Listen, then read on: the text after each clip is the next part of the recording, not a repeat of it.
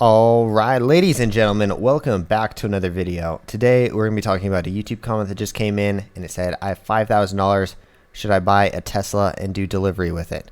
And I mean, I'm not the person to say no to that because I did the same thing about a year ago. Granted, YouTube and other things were also ways that I was making money, so I was not just buying it for strictly for Doordashing or Postmates or Uber Eats or something like that. So it depends on like what you're buying it for, because there can be, there's so many benefits of having a Tesla. Tesla is the best car that I ever had by far, and the only reason I don't have it is because I needed something to tow large amounts of stuff. And at the time, the Model Y wasn't out, but I am considering like turning in my car and getting a Model Y. So that being said, like I can't say no to it because there is some pretty good reasons, and like of course the safety benefits of having a Tesla, the economic, not economic, but like the pollution, that there's no pollution. There's like so many other reasons. There is like some major benefits of having a Tesla. Plus it is by far the smartest car on the road. I mean, that thing pretty much avoids accidents for you. So like, I mean, that happened multiple times. There was a car that was like swerving into my lane. In the car, the Tesla literally just moved out of the way.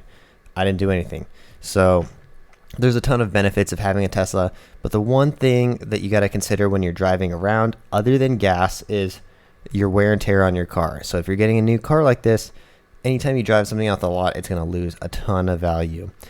But I did some calculations for you guys, and let's get down to the facts. But first, before we get there, comment down below what kind of car you guys are driving and what kind of car you guys want to be driving, let's say in a year or so. Like, what is something that you have your eyes on?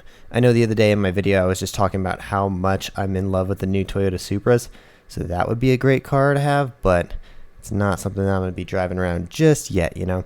The Tesla is more reliable and probably like a better choice for a car that I might be getting in the future, unless that Tesla truck comes out pretty soon, because might be getting that one. Anyway, so let's talk about the financials and all the things that come with getting a Tesla. So if you have $5,000, the standard Tesla is going to be around $40,000, plus you're going to have to add on the taxes and other kinds of fees, and it's going to come out to about $46,000. That's what mine came out to recently, or last year when we bought it. And we bought the very standard one, you know, the very basic one, which is kind of annoying because they only get like 150 miles on the freeway, which is, it says it gets 220, but it actually more like gets like 130 to 150 if you're going faster.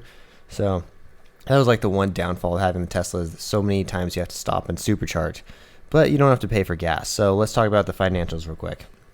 So $40,000, if you have $5,000 to put down, you have $40,000. That's going to leave you with about like an estimated depending on your credit, it's going to be an $800 payment per month.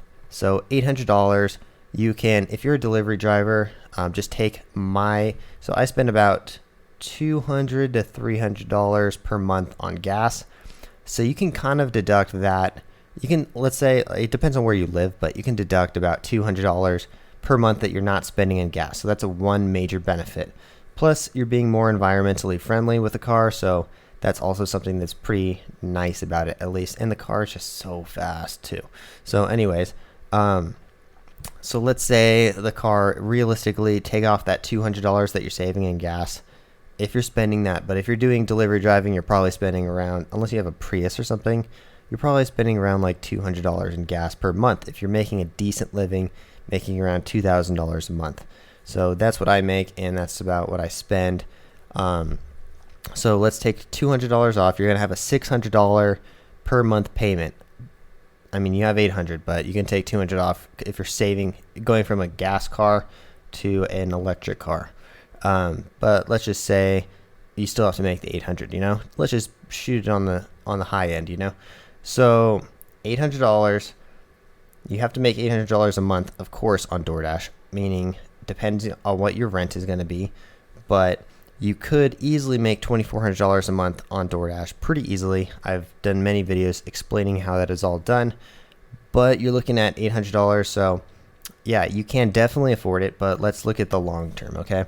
So $2,000 a month, if you're averaging around $2,000 a month, which I think is the average for Doordash drivers, $2,000 a month times 12 months, you're going to have $24,000 a year.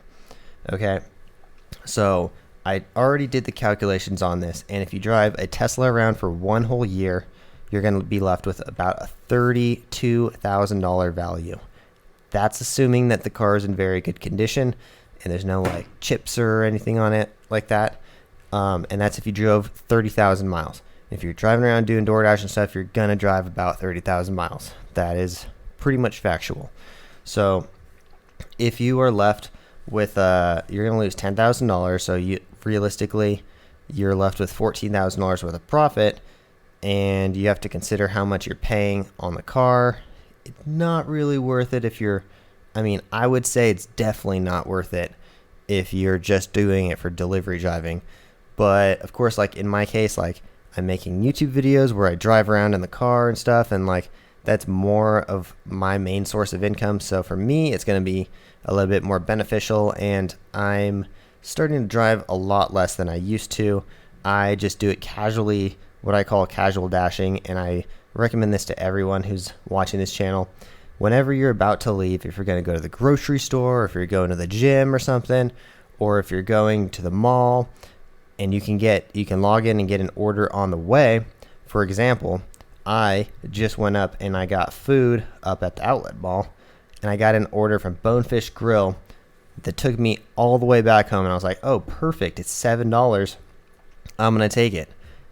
That order tipped me $30, or not $30. The order total ended up being $30 because they left me a huge tip.